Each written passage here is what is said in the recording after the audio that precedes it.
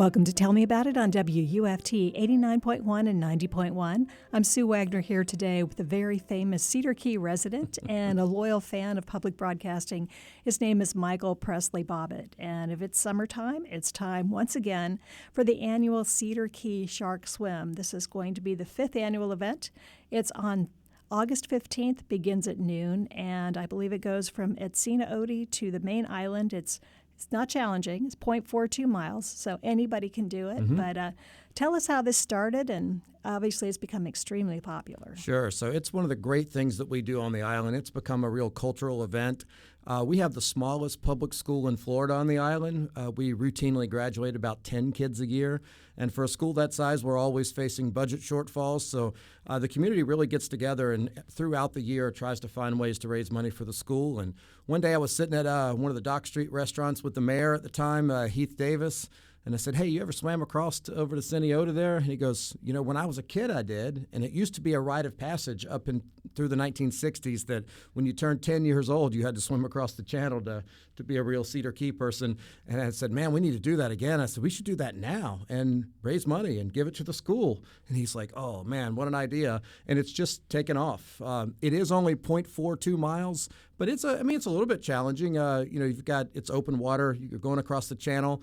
And there are a handful of folks that come every year to try to win, but the vast majority of the participants are on shark floats, or they got floaties, or they're riding pool noodles, and they dress up in elaborate costumes, and it's just a really fun time.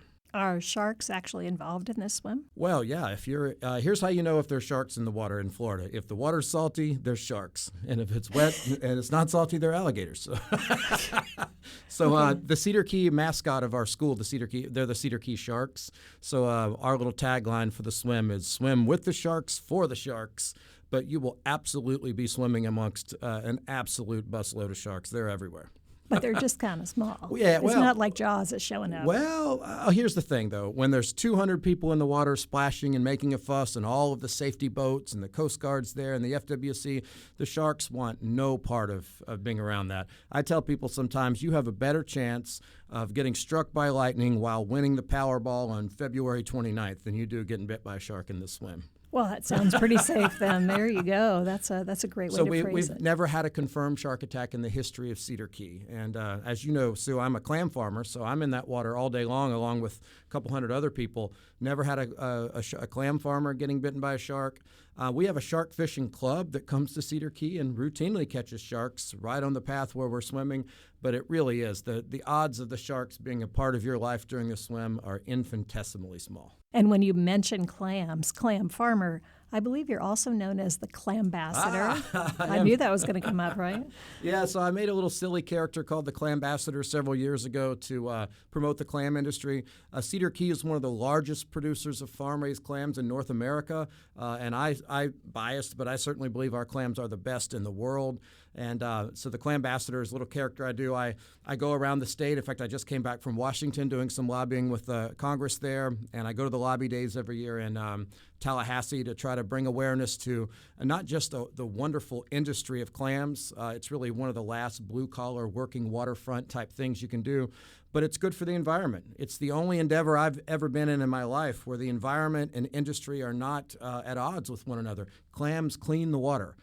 The places where we lease 2-acre spots of land from the state to plant our clams, and before the clams get there, they are pretty much ecological dead zones, just mud flats and sandbars. Within weeks of our clams going in, entire new ecosystems develop because the clams clean the water. So more sunlight penetrates the water column, more phytoplankton grows, and then you get little shrimp and then little fish and mullet and the whole thing.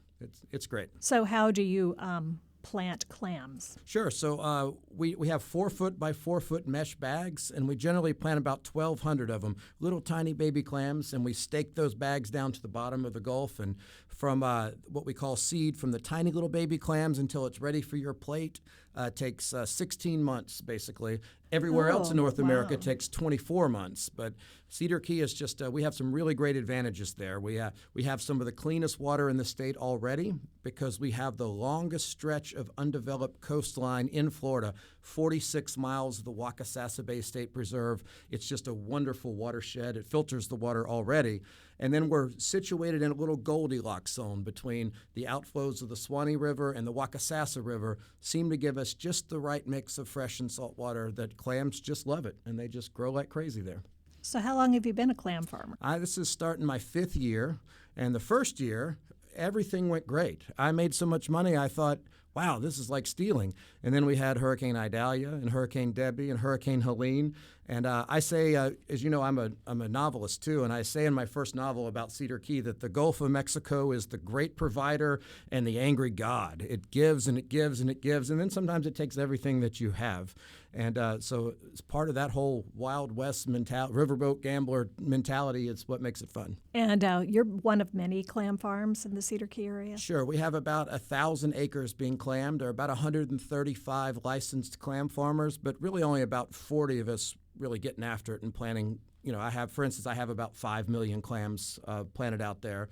My girlfriend, we call her the clam princess. She has over 20 million clams planted out there. So there's a handful of us really getting after it. So do you purchase them at a hatchery? A hatchery is exactly right. Yeah, we're required to purchase from a licensed Florida-based hatchery that uses only Florida clams and only Florida genetics. And sometimes when you hear the word genetics, you think about like genetically modified foods. It's really not like that at all. You just find the healthiest papa clam and the healthiest mama clam, and you set the mood by warming the water and getting the bacteria level right. Nice lighting and mood music. And then they fall in love, and then they spawn millions of little baby clams.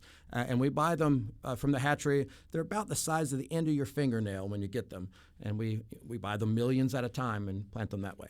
So I guess you kind of target different times of year so that you have a continuous supply coming through? Yeah, well, so unlike oysters or fish, there's not really a season. It's all year long. The only caveat to that is that in the hot part of the months, the clams don't like the heat that much, so we try not to be introducing the little babies in the summer because they just don't do as well.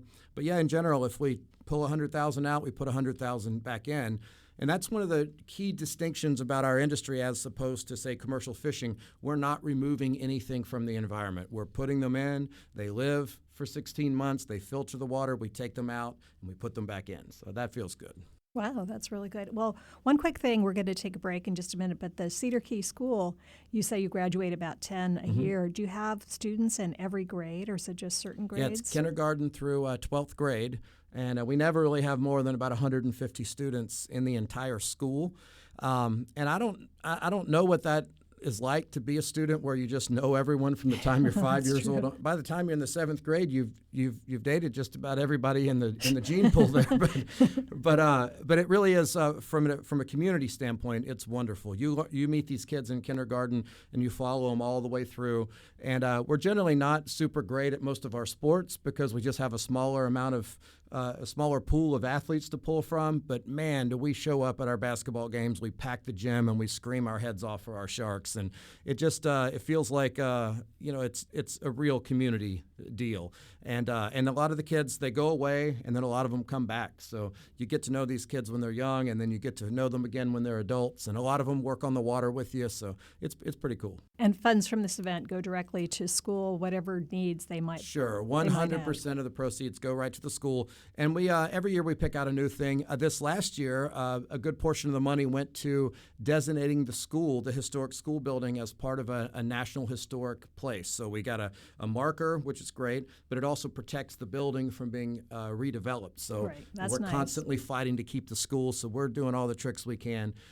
We often like to fund the aquaculture club or program at the school to help the next round of oystermen and the next round of clam farmers to learn what we do. 2 years ago, I was able to fund the Young Readers Program, was able to fund their budget for several years.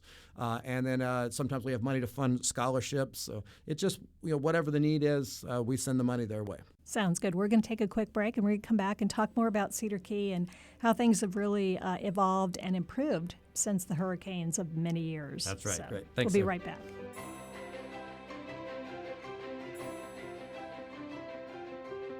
Welcome back to Tell Me About It on WUFT 89.1 and 90.1. I'm Sue Wagner here today with Michael Pressley Bobbitt from Cedar Key. He's a famous playwright, a famous author. He has a trilogy of books and a new one coming out. But he's also the person that created the Cedar Key Shark Swim, which this year's edition will be on August 15th. And it's a really cool event. People like to really outdo themselves with these shark costumes, shark floaties, whatever you could think. But the whole goal is to raise money for the Cedar Key School, and their mascot is the shark. So it all kind of fits together. And Michael's also known as the Clambassador.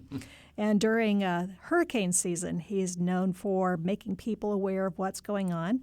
And it was just devastating the last couple of years where there were just a tremendous amount of hurricanes that came. And how is everything being rebuilt? How's it happening? Sure. So we had 3 major hurricanes in 13 months. Hurricane Idalia, which at the time was the most devastating hurricane since the Great Cedar Key Hurricane of 1896. Then we had a smaller but still major Hurricane Debbie, and then a few months after that we had Hurricane Helene, which is it set the all-time records. We had over 13 feet of storm surge, so there were places on the island. The island is generally at about 1 or 0 feet above sea level, so there were places on the island that were nearly 13 feet deep in water. And I stayed behind during that storm. We had a couple elderly folks on the island that were stubbornly refusing to leave, and I just thought if they got in trouble, I'd be able to go help them. And in fact, at the height of the storm in Hurricane Helene, we had to go rescue an older couple out of their house and bring them to my house up on the hill. It was just a rough time.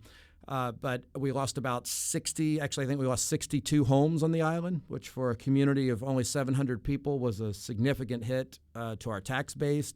And a lot of those folks didn't have insurance. When you live in a place like Cedar Key and the insurance market in Florida is increasingly difficult, those are folks that just don't come back, that have had to pack up and leave. So that's been tough. We lost several of our restaurants, but I'm here to report that Cedar Key is open for business. We've spent the last year and a half really working hard to put it all back together. Almost all of our restaurants are back. Our Airbnbs are open. Our little condo places are open. Come stay. Come get a good meal. Come swim in the Shark Swim. And also, if you happen to be a fan of my novels, you can buy them right there on the island. And the little bookstore that sells them, the Main Street Mercantile there on 2nd, they know that I like to meet strangers, so they'll tell him, here's his phone number. He lives at the corner of E and 3rd. He doesn't lock his door. He'd love to meet you. If it's any day but Monday or Tuesday or Wednesday, he's at Annie's. He sits at the table in the corner, bring your books. So I sign 10 or 15 copies of that novel every day, and it's my favorite thing to meet strangers. Yeah, well, I know during Helene, you actually were kind of broadcasting what you were doing there, and you had a selfie stick, and you're neck deep in water, and I saw you on CNN. Oh, yeah. For the Clambassador News Network, this is action weatherman Michael Pressley. I was on CNN, Fox News, all the major news networks in America. I had a friend call me from Kuala Lumpur and said, I just saw my redneck buddy up to his eyeballs in water on our state television here. It really just really took off. And another reason that I stayed behind is that I know whenever there's a hurricane, it's very stressful and people are full of anxiety about what's happening. And the people that wisely heeded the mandatory evacuation, it was days later before they could get back on the island. So part of my role was, once the stormwaters receded, was to drive around and take pictures of everybody's houses to let them know if they were okay. And that first day, I think I took 40 or 50 photos, and half of the phone calls I made were the worst phone calls I ever made in my life. Just the house was either not there, or half of it was gone, or the house was not on the street that it was supposed to be on. It was really a traumatic time. But, so often in life that difficulties reveal the character of people and the character of a town, and it was just absolutely beautiful to see. Even, William Faulkner always talked about the small town feuds that are always, he said that in small towns we have less opportunity for actual evil, so we have to invent it in the patronage of our neighbors, and that's true. But whenever there's a hurricane kicking up in the Gulf, all of those things go away. It doesn't matter whether you like the people or not. The neighbors come out to help neighbors. We're checking on each other. It was really beautiful to see the collective effort of the community come together to rebuild this place that we all love. That's great. I know a lot of them are building on stilts now, just not taking any chances. We're really trying to learn. It's unreasonable to expect to keep doing the same thing over and over again and expect your house not to get blown away. And I know that it's sort of a fraught political issue, but the data is the data about the water getting warmer and the water's rising. As a person that lives just a few feet from the Gulf of Mexico, I can tell you that the water's getting higher and it's getting warmer. We track that data obsessively because of the heat affects our clams. And I think it would be unreasonable of us to stick our head in the sand and not prepare for the coastline changing as it's going to. Yeah, and I had noticed that every time the Island Hotel seems to just, nothing happens to that place. It's there, what, like 130 years 1859. It's the oldest building on the island. If you happen to come in there, make sure to go into the Neptune Lounge. Right above the bar is a painting of King Neptune with 3 bullets still in it from the last bullet fight around the time of the Civil War. But yeah, the bullets are still there. That's a great old building. It's one of my favorite places. And the Confederate soldier ghosts that haunt the place at night? Apparently, supposedly. I've stayed there many times and I haven't seen her, but a little girl in a Confederate battle dress uniform roams up and down the halls. My friend Joey swears that a ghost bit the end of his ear off while he was sleeping there. But I think it was the 3 bottles of wine he had, and so I think he fell out of the bed. But yeah, and whenever I have a new novel come out, I rent out the entire Island Hotel, all the rooms. I fly in authors from around the country, and we rent the courtyard, and we have live music, and people come to buy the book, and it's just an awesome time. That's just such a cool old building. You put Cedar Key on the map, so to speak. It's kind of funny. I have a friend in Colorado. We have a little system kicking up out in the Gulf right now. It's thankfully heading in the other direction, but whenever any national weather show comes on, Cedar Key is now prominently highlighted on the map. And so he called me and he's like, I think you probably have something to do with this. He was like, in years past, who'd ever heard of Cedar Key? Now every single weather map has Cedar Key as a focal point for the middle of the state there. I hope that's not a bullseye. Me too. Because hurricane season is upon us right now. But it's great that people know Cedar Key and all the different things that you've done for the community, including the Shark Swim. 5th annual, that's great. And I've seen pictures, and it's absolutely hilarious. Oh, it is so fun. The number of shark floaties or unicorn boats, and we say you can bring anything that doesn't have a motor on it. So, there are a handful of folks trying to win, but most folks are there just to try to see if they can make it across. And we've not really ever lost anyone. 2 years ago, my best buddy's wife and daughter were on a giant unicorn float, and the unicorn was so big, the head and tail of the unicorn acted like a sail, and it carried them past our safety boats. And thankfully, a fishing charter captain saw them heading toward Crystal River and got them. But we promised to keep a watch on you. We have safety boats lining the course. Most of them are clam boats, so there's no stern on the back, so you can literally just swim right up onto the boat. The Coast Guard comes, FWC comes. It's just a really magical time. And we block off about 3 blocks of the town there, and we'd have an all-day block party with live music and food, and it's just a wonderful time. And clams. You can't come to Cedar Key and not find clams. I have a friend here, one of our professors, and she's getting her swim team to go and be part of this event. Oh, that's wonderful. So they're going to be there and back in a second. Oh, well, that'll be great because we've had this one guy. He's a Coast Guard guy, petty officer in the Coast Guard, really neat guy. He and his wife have been dominating the swim for the last 2 years. They've finished first and second. Oh, yeah. And last year, she almost caught him, but he got her in the end. So he's coming this year to try to three-peat. Thankfully, she can't swim, so the other girls have a chance because she'll be 6 months pregnant on the day of the swim. But, yes, somebody come beat this Coast Guard guy. I'm a Navy guy, and it's hard to abide. I swam the first year and finished 9th, which I thought, for an old guy was pretty good. But now I stay and I announce all the winners as they arrive, so it's hard for me to MC the event if I'm swimming. But I famously beat our mayor. We had a big contest the first year to see who would win, and he finished 10th right behind me, preposterously claiming that he broke his fin, but I think he was just bested by the better swimmer. Yeah. Well, if people want more information, is there a website they can find out? Sure, www.cedarkeysharkswim.com, cedarkeysharkswim.com. Or you can just come to town and find me. Ask someone where the Clambassador is. I'll fix you up. There you go. Well, Michael, thanks once again. An entertaining show and a lot of great information. I'm glad Cedar Key is back. Thank you so much. That was Michael Pressley Bobbitt, 5th Annual Cedar Key Shark Swim Event Coordinator and self-proclaimed Clambassador, on today's episode of Tell Me About It. To listen to previous episodes of the show, go online at wuft.org/tellmeaboutit or on the WUFT Media app. I'm Sue Wagner on Tell Me About It on WUFT.